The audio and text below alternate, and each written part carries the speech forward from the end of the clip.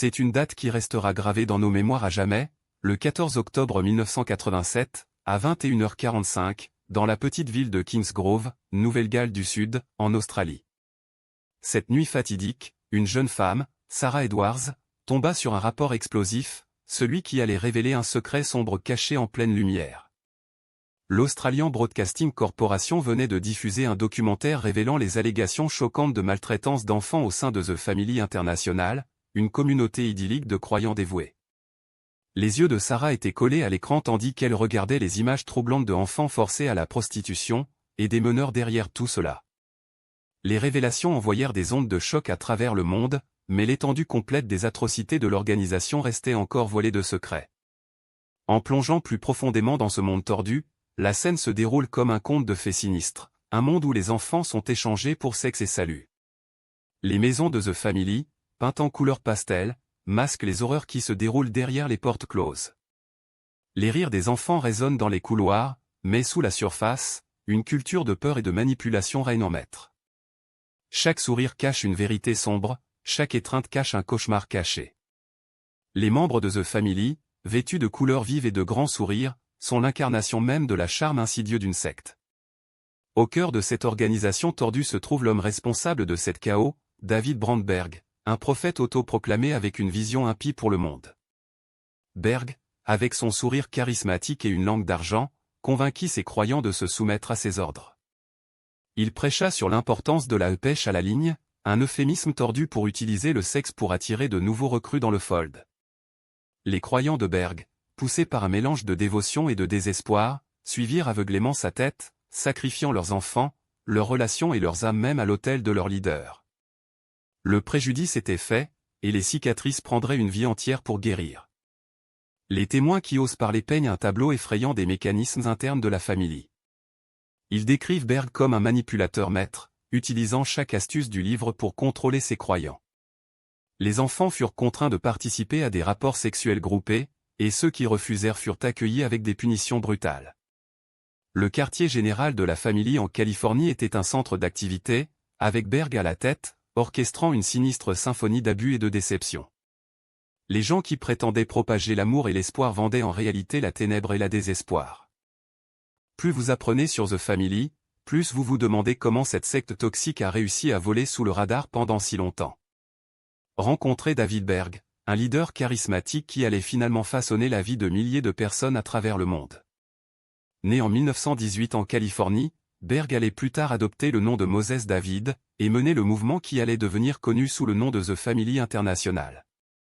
En tant que jeune homme, Berg était un missionnaire, et plus tard il développa un ministère axé sur les enfants, les appelant Teens for Christ. Le message de salut et de révolution spirituelle de Berg résonnait avec de nombreux, y compris certains acteurs de Hollywood de renom. Il allait finalement devenir la figure centrale de The Family International. La vie quotidienne de David Berg était un mélange unique de travail missionnaire et de vie familiale. En tant que mari et père, Berg dirigeait une maison polygame avec plusieurs épouses et plus de 40 enfants. Il était connu pour sa charme, sa capacité à se connecter avec les gens de toutes les couches de la société et sa personnalité charismatique.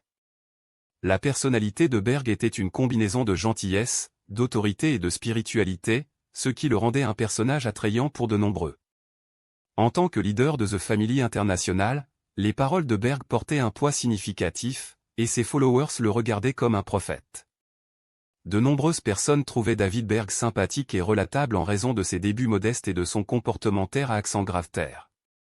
Il avait une façon de faire sentir aux gens qu'ils étaient acceptés et aimés, quel que soit leur arrière-plan ou leurs erreurs passées. Le message de révolution spirituelle et l'imminence de l'apocalypse de Berg résonnait également avec ceux qui se sentaient déçus du monde qui les entourait. En conséquence, la suivance de Berg grandissait rapidement, et il devenait une figure respectée dans les cercles chrétiens.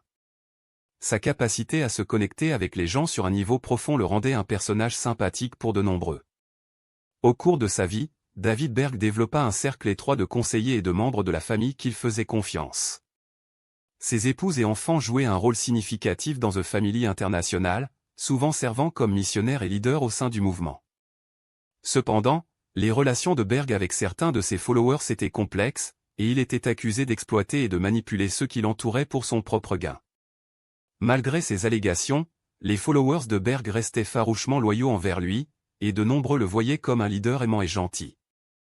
Mais à mesure que le mouvement grandissait et que le pouvoir de Berg augmentait, certains commencèrent à se poser des questions sur ses véritables intentions. C'était l'été 1978, et la famille internationale prospérait dans un camp rural en Ontario, au Canada. Les jours étaient chauds et humides, avec des températures qui atteignaient les hautes 90. La famille avait établi son camp dans une ancienne ferme, entourée de collines et de forêts denses. À l'intérieur, l'air était lourd de l'odeur d'encens et le son de la musique et de la rire remplissait l'air. Les membres étaient occupés à préparer la célébration de la fête de la récolte, un moment de célébration et de renouveau spirituel. Les efforts d'évangélisation de la famille avaient pris de l'ampleur ces dernières années, avec les techniques innovantes de la pêche à la flirteuse qui attiraient de nouveaux recrues.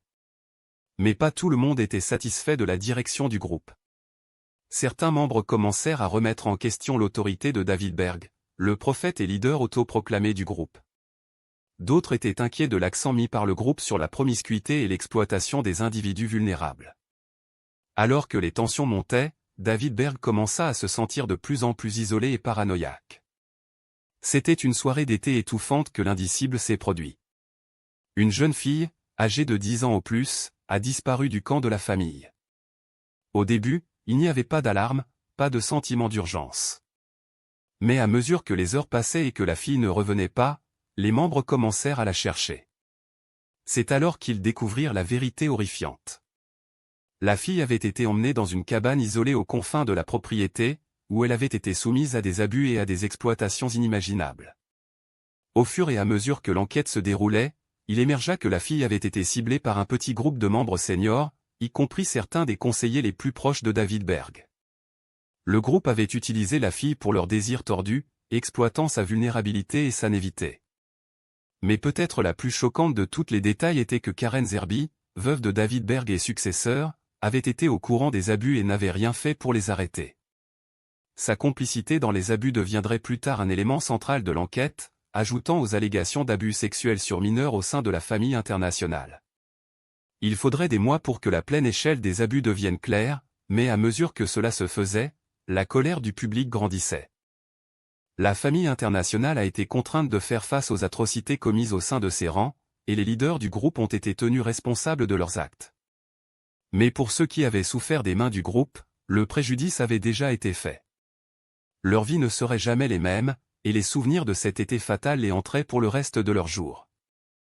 Et à mesure que nous plongeons plus profondément dans l'affaire, nous commençons à découvrir un réseau de tromperie et de corruption qui va tout au sommet.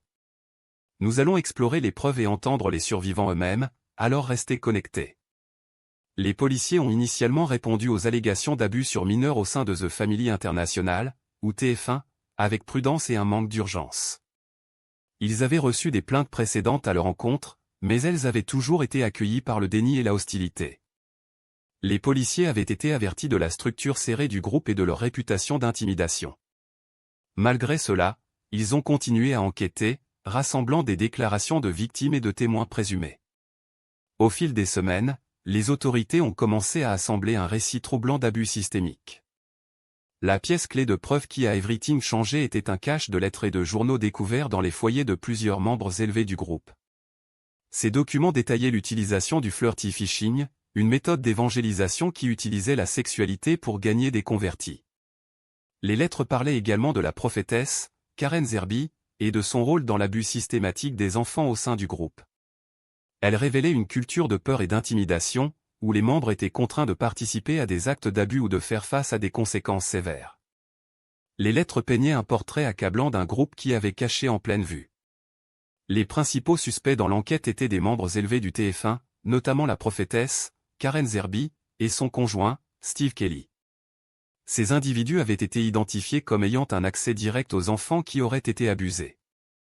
Les policiers ont également interrogé plusieurs autres membres du groupe, qui ont fourni des déclarations suggérant une connaissance étendue de l'abus. Les enquêteurs se sont retrouvés confrontés à une toile complexe de déception et de dénégation, les membres du TF1 tentant de dissimuler leurs traces. Au fur et à mesure de l'avancement de l'enquête, il est devenu clair que les suspects avaient un système sophistiqué de communication et d'intimidation.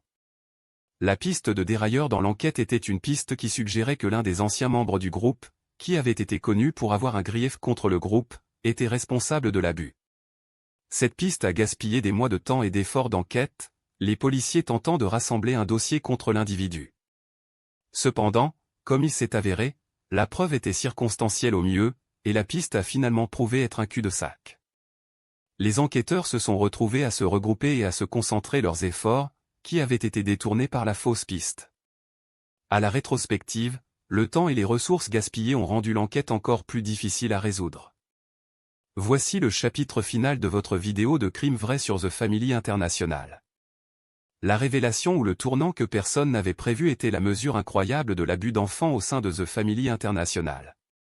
Les membres étaient encouragés à s'engager dans la pêche flirtante, une méthode moralement ambiguë de prosélytisme qui exploitait les individus vulnérables. Derrière des portes closes, le groupe cachait un secret sinistre. Plusieurs survivants sont venus en avant avec des récits terrifiants d'abus physiques et sexuels, tous au nom de leur idéologie tordue. Cet abus n'était pas limité à quelques incidents isolés, mais était au contraire un problème profondément ancré dans le système qui atteignait les plus hautes échelons du groupe. La vraie mesure de l'abus a été dévoilée dans un procès britannique, qui a trouvé The Family International être une secte autoritaire responsable de l'abus systématique des enfants. Les membres qui ont parlé contre le groupe ont été accueillis par l'intimidation et la punition physique. Cette atmosphère toxique était le résultat d'une campagne de manipulation de plusieurs décennies menée par les dirigeants du groupe, qui prêchaient une culture de peur et d'obéissance. Les dirigeants du groupe, notamment Karen Zerby et Steve Kelly, ont été accusés de perpétuer cet abus et de tourner le regard sur les souffrances des autres. En raison de ce procès, The Family International a enfin été tenu responsable de ces crimes. Le verdict a été un coup de masse pour le groupe, qui avait maintenu son emprise sur ses membres pendant des décennies. Malgré les constatations du tribunal, The Family International était encore active dans les années 2010, bien qu'à un niveau significativement réduit. Beaucoup de ses membres avaient depuis abandonné le groupe ou étaient allés se cacher, craignant d'être découverts. Les dirigeants du groupe, notamment Karen Zerby et Steve Kelly, ont été contraints de se cacher pour éviter la poursuite. Quant à l'état de froid, il reste non résolu, avec beaucoup de ses auteurs toujours en liberté. Karen Zerby et Steve Kelly sont toujours en liberté, avec beaucoup de leurs emplacements actuels inconnus. Leurs emplacements sont protégés par les membres restants du groupe. Le groupe lui-même a continué à exister, bien qu'à une forme considérablement diminuée. Beaucoup de ses anciens membres ont parlé contre le groupe, révélant la pleine mesure de ses crimes. En raison de ce procès, la réputation de The Family International a été éternellement ternie, et sa légende sert de rappel frappant des dangers de l'abus non contrôlé et de pouvoir.